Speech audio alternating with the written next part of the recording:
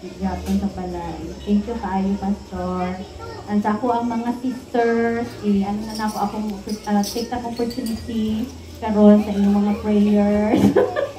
Ay, so, background lang yun, no, kanang ano yun, every time mag-live group ni, kaya inapapray yun ako ang balay na mo. So, wala ka nag-start, no, ano pa lang na mo, conceptualize, pero i-pray na na mo, ipangayon na mo kay Lord, and they've been there yun na nagsigi o ampo. So, imagine, no, grabe yun, ilang support na mag-ampo yun, masiglayo kayo ni, no, sa lahat, di lang imagine that we pray. So, thank you mga sisters, Dai, Jo, Sally, and Jill.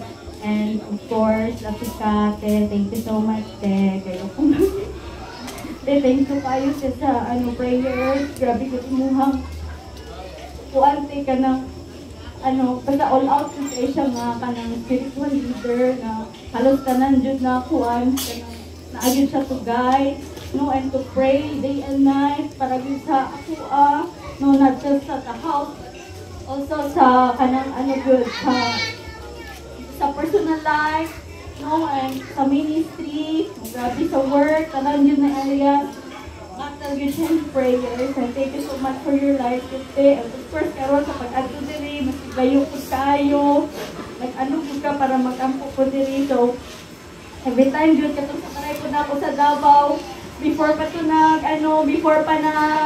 kuan, ka nag-start ang balay, wala pa na mo na pay, no, gatuan yun na at yun sa sikat, and amok yung gi-pray ang property, and katong yun, no, gi-bless yun ni Lord, ano yun ni Lord ang property, kay kana, i-pray yun, no, so, thank you to kayo to Kat, and sa among contractor, Sir Junie, and ma'am, salamat kayo sa inyong maligon yun na pag-construct and mapaspas kayo, no, dili ka too ang uban niya 5 months pa lang kay mahuman na June.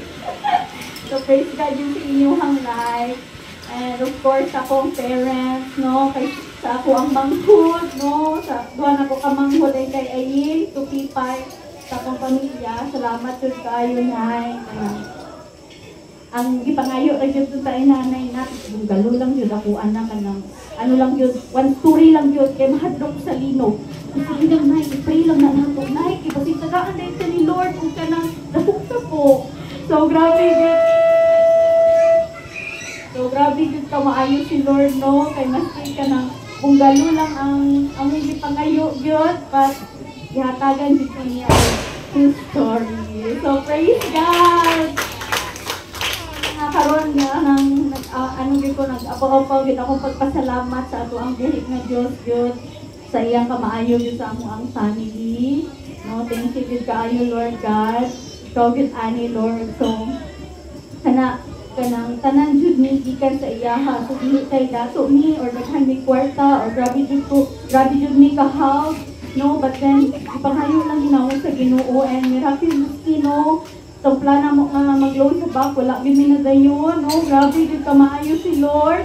Kaya ka nang nag-provide din siya, and wala din ko nag-expect na mahuman siya in 5 months. Kaya na ko kay Sir Junie nga, Sir, ka nang anamon na nato, ka nang one story lang ko sa kanilang sa ilalo.